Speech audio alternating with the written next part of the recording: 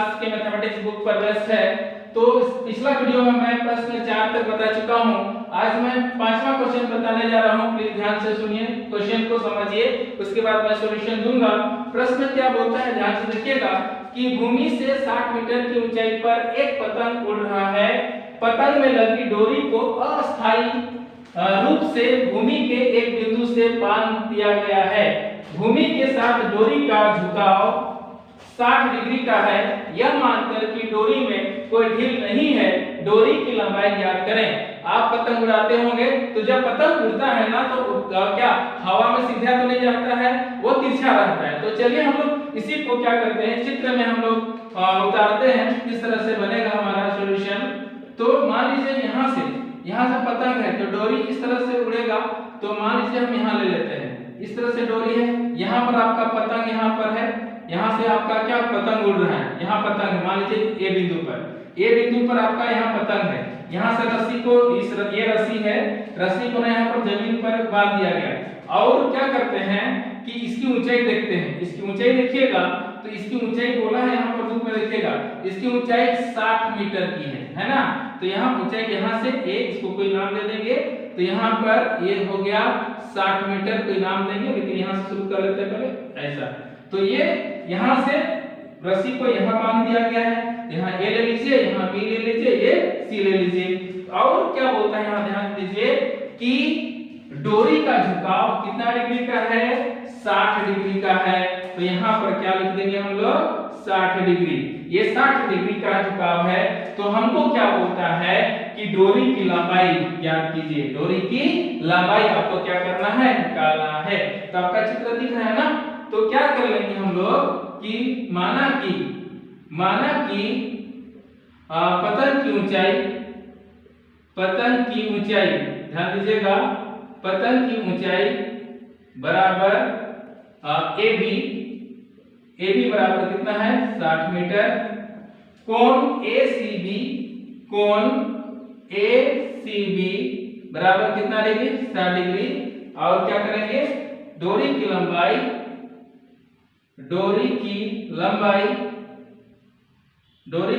आपको दिख रहा होगा, डोरी की लंबाई AC।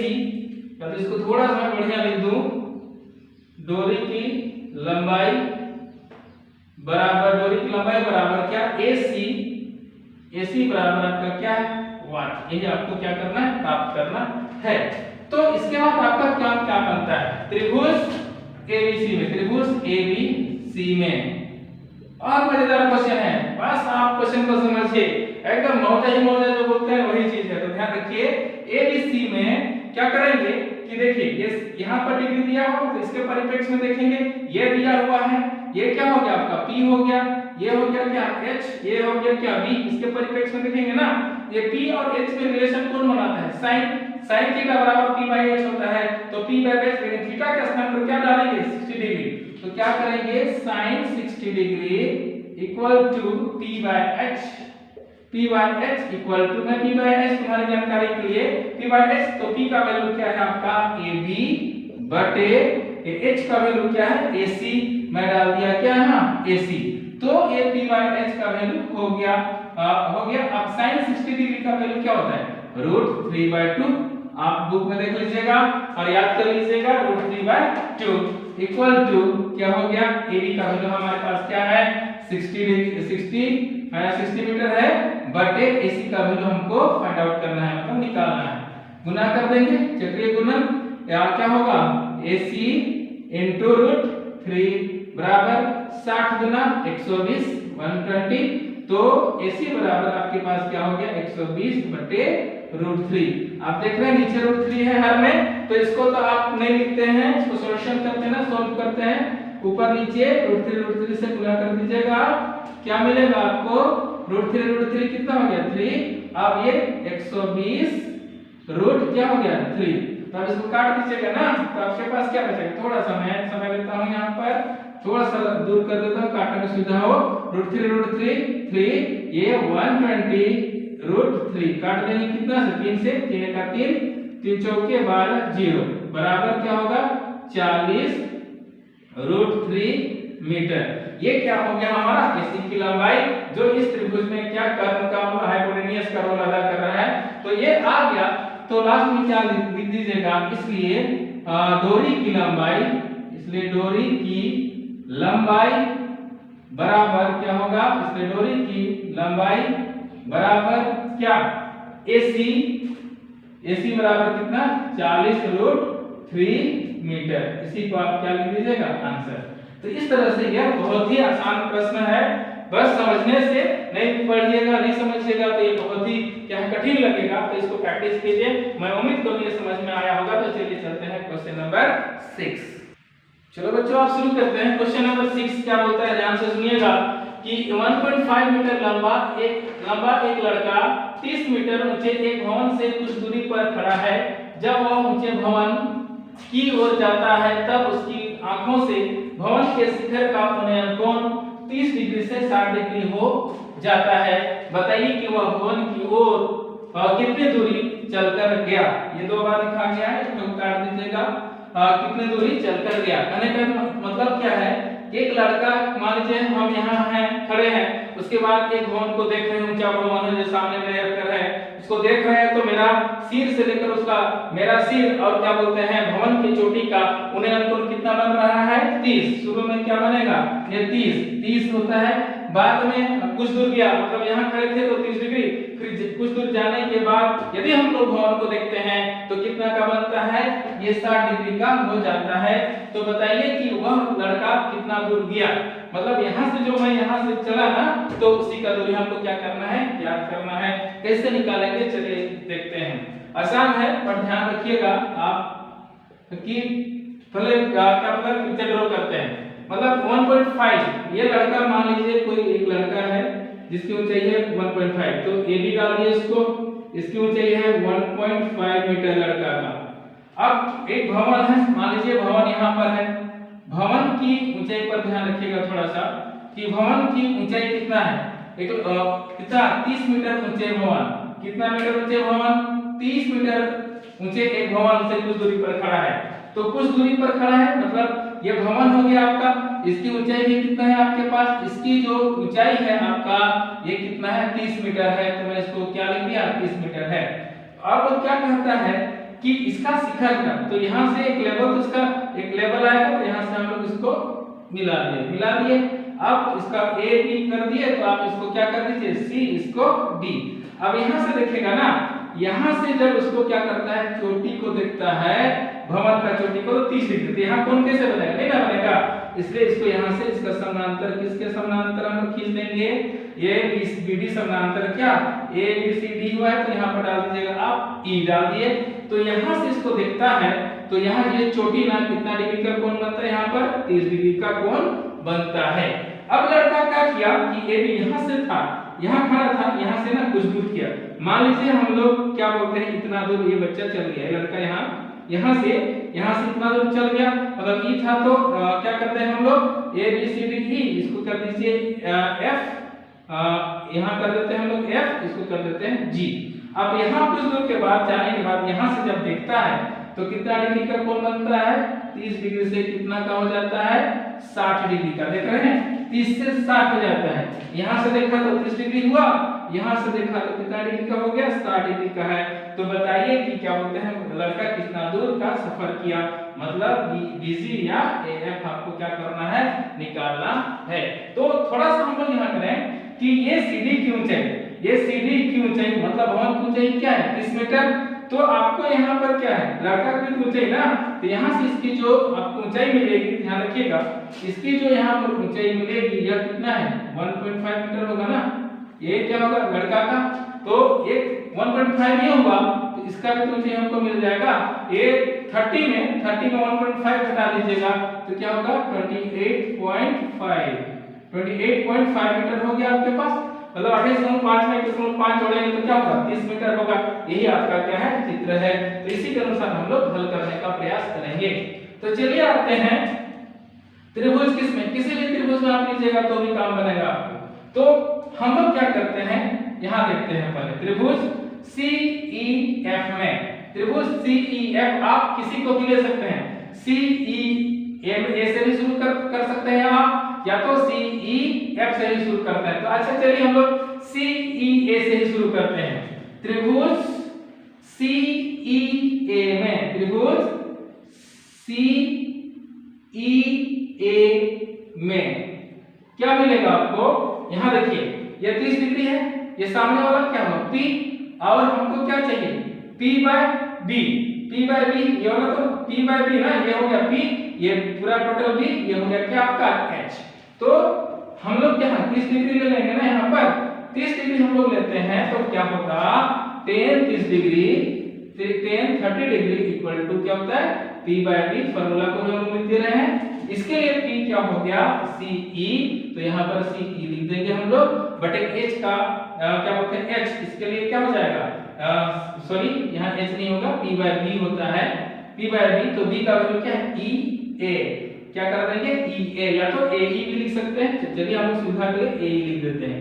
अब tan 30 डिग्री का वैल्यू आपके पास कितना होता है? tan 30 डिग्री का वैल्यू 1/√3 लिख दिया मैं, बराबर CE का वैल्यू आपके पास, यदि आप H मान के चलिएगा तो ज्यादा अच्छा रहेगा, या तो इसको भी आप ले सकते हैं, कोई दिक्कत नहीं है आपके पास। चलिए मैं इसी को रखता हूं, क्या हो गया C का वैल्यू 28.5 हो गया। लेकिन यहाँ पर AE भी तो आपको पता है, थोड़ा सा इसको बढ़िया से लिखेंगे हम लोग, ऊपर लिखेंगे 28.5 जो किसका वैल्यू हुआ CE का, और AE आपको प्राप्त करना है।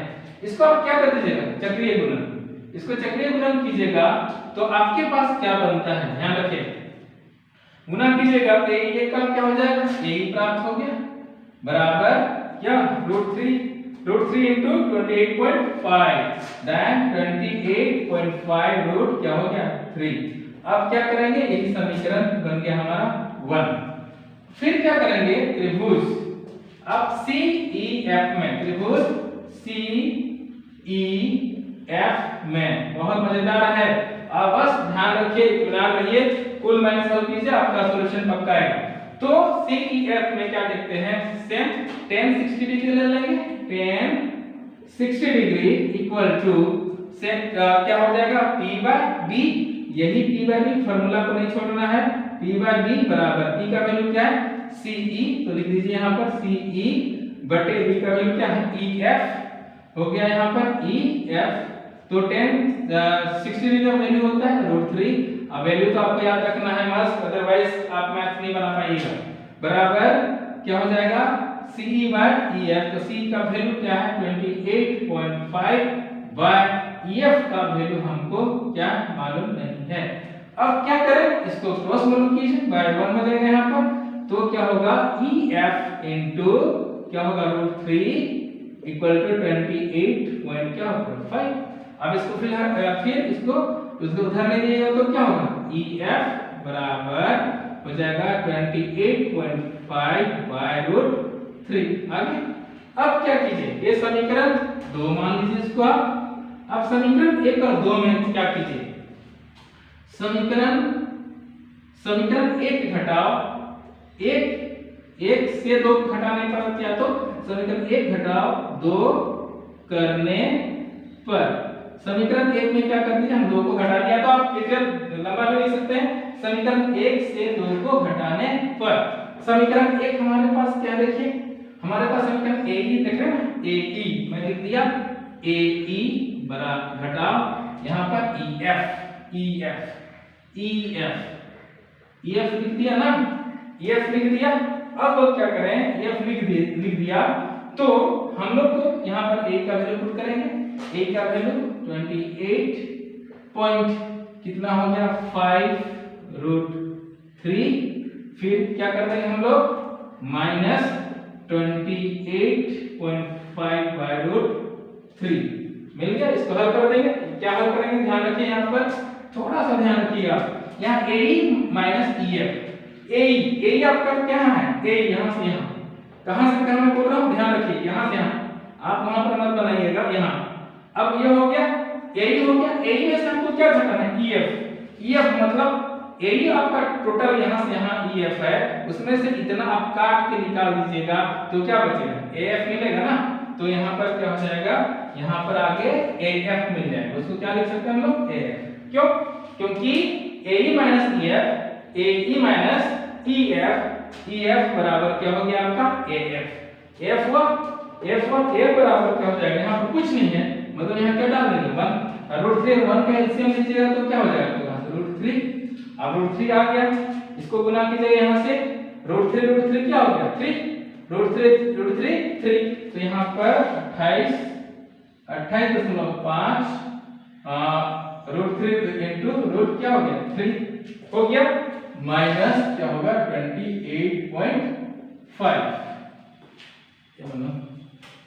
क्वेश्चन करना हम लोग, चलिए बच्चों अब शुरू करते हैं। क्वेश्चन नंबर 6 क्या बोलता है कि 1.5 मीटर लंबा एक लड़का 30 मीटर ऊंचे एक भवन से कुछ दूरी पर खड़ा है। जब वह ऊंचे भवन की ओर जाता है तब उसकी आंखों से भवन के शिखर का उन्नयन कोण 30 डिग्री से 60 डिग्री हो जाता है। बताइए कि वह भवन की ओर कितनी दूरी चलकर गया। आप यहाँ ध्यान रखिएगा कि मैं ना यहाँ पर कुछ चीजें को अंडरलाइन कर दिया हूँ, बहुत इंपॉर्टेंट है। इसमें से तो एक चीज छूट गया है, उसको मैं अभी कर देता हूँ। 1.5 मीटर लंबा एक लड़का है जो क्या बोलता है 30 मीटर ऊंचे भवन को क्या करता है, देख रहा है, ताक रहा है, और दूर से कुछ दूर से, तो वहां से जब अपना शुरू में देखता है तो वह क्या 30 डिग्री का कोण बना रहा है। वह उसके बाद मान लीजिए यहाँ खड़ा है और भवन को देखता है 30 डिग्री का कोण बना, उसके बाद कुछ दूर जाने के बाद देखता है तो कितना डिग्री का 60 डिग्री का कोण बनता है। तो बताओ कि लड़का यहाँ से यहाँ तक दूरी गया, तो बताइए कि कितना दूरी उसको कितना दूरी तय करना पड़ा। और उसमें ध्यान रखिए कि जो भवन है उसकी ऊंचाई क्या है 30 मीटर है। इसी के अनुसार यदि हम लोग चित्र ड्रॉ करते हैं तो मान लीजिए एक लड़का की ऊंचाई AB हो गया आपका, यहाँ से हम लोग AB ले लिए, AB 1.5 मीटर हो गया लड़का की ऊंचाई। यहाँ से एक भवन को क्या कर रहा है, लड़का देख रहा है, तो मान लीजिए भवन की ऊंचाई कितना है यहाँ पर 30 मीटर, इसकी ऊंचाई टोटल कितना है 30 मीटर है, तो हम लोग यहाँ पर 30 मीटर लिख दिए। अब इसकी ऊंचाई तो कुछ है, इसका बेस तो आधार एक समतल होगा, यहाँ से मैं दे दिया इसका, तो AB हो गया, इसको दे दीजिए CD। अब क्या कहता है, यहाँ से देख रहे हैं ना 30 डिग्री, तो यहाँ से हम लोग 30 डिग्री का कोण बना लिए, लेकिन यहाँ तो कोण नहीं बनेगा, मतलब सीधी सी बात है, यहाँ से हम लोग सीधी रेखा खींचेंगे, जो BD समांतर क्या होगा C हुआ है तो ABCD हुआ है, तो यहाँ डाल दीजिए E। तो यहाँ पर एक देखने की बात क्या है कि यह इसकी लंबाई एक AB 1.5 है, तो ED बराबर है तो 1. क्या होगा 5, तो यहाँ पर हम लोग क्या लिख देंगे, ध्यान रखिए, यहाँ पर हम लोग 1.5 मीटर लिख देंगे। क्यों? क्योंकि AB और ED क्या है, बराबर है। फिर यहाँ पर क्या करेंगे हम लोग, इसको क्या ऊंचाई मान लेते हैं, इसको हम लोग ऊंचाई H मानते हैं। ये H बराबर ही हम लोग क्या मिलेगा, इसका ऊंचाई को हम लोग H मान रहे हैं, तो इसको ऊंचाई 30 है, टोटल तो ऊंचाई CD की ऊंचाई 30 है, 30 में से 1.5 घटा देंगे तो क्या मिल जाएगा आपको 28.5 मीटर हो गया। इतना 28.5 मीटर, इसको थोड़ा बढ़िया रखिए क्योंकि ये बहुत इंपॉर्टेंट है, यहाँ ये लाइन बहुत इंपॉर्टेंट है, इसको ध्यान रखिएगा। 28.5 मीटर हो गया। तो हमको क्या निकालना है कि यहाँ से जब रहता था, यहाँ से देखा तो ये 30 डिग्री का कोण बनाया और कुछ दूर गया, मान लीजिए इतना दूरी तय किया। यहाँ से दूरी तय करने के बाद जब लड़का वही शिखर को देखता है तो कितना डिग्री का कोण बना लेता है, 60 डिग्री का कोण बना लेता है। तो क्या कीजिए आप कि यहाँ से इसकी यहाँ से यहाँ भी खींच सकते हैं अपना जानकारी के लिए, यहाँ ऐसा तो दूरी को देखने के लिए, तो ABCD तो यहाँ पर E हो गया, तो यहाँ F कर दीजिए, यहाँ पर G कर दीजिए। तो यहाँ पर क्या लिखना है, माना कि भवन की ऊंचाई बराबर क्या हो गया, CD बराबर कितना 30 मीटर, लड़के की ऊंचाई यहाँ से यहीं से लिखते हैं, लड़का का ऊंचाई बराबर आपके पास क्या हो जाएगा, ऊंचाई बराबर क्या AB बराबर आपके पास हो गया 1.5 मीटर हो गया ना। इसलिए यहाँ पर ध्यान दे देते हैं, इसलिए ED बराबर हो जाएगा, ED बराबर भी क्या हो जाएगा 1.5 मीटर। या तो यहाँ पर मैं दोनों को ही डाल दीजिए, ज्यादा आसान होगा आपका। AB बराबर यहाँ ऐसा डालिए, यहाँ AB बराबर ED बराबर 1.5 मीटर, दोनों एक ही बार में आ जाएगा क्योंकि ए बी बराबर क्या है, ईडी है ही। अब ये मिल गया तो आपको क्या मिल जाएगा, ये मिल गया तो इसी और इसी बराबर एच है ना। क्या करेंगे हम लोग यहाँ पर इसी इसी नहीं सीई बराबर क्या कर देंगे हम लोग एच मान लेते हैं। एच बराबर क्या है 28.5 मीटर।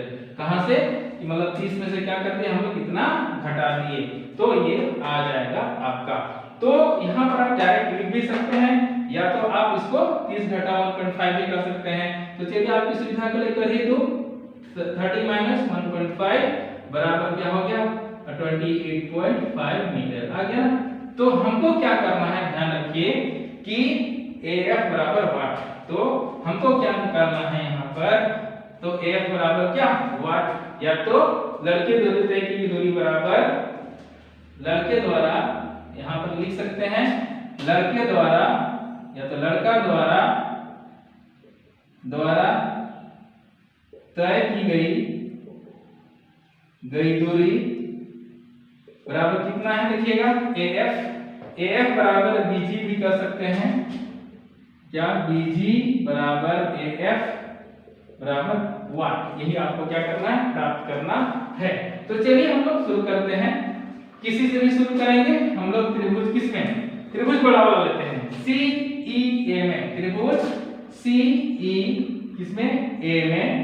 क्या देखते हैं आप यहाँ पर कि 10 कितना डिग्री 30 डिग्री बड़ा वाला 10 30 डिग्री, क्यों ध्यान रखिए ये 10 30 डिग्री में क्यों लिया हूं, ध्यान रखिएगा कि त्रिभुज CEA में देखते हैं तो यहां से देखेंगे तो ये हो गया P, ये टोटल यहां से यहां, कहां से यहां से यहां क्या हो गया आपका B, P बाय B हुआ। P बाय B के लिए क्या होता है, P by B tan theta बराबर क्या होता है P बाय B। तो मैं P बाय B भी लिख देता हूं ताकि आपको दिक्कत ना हो।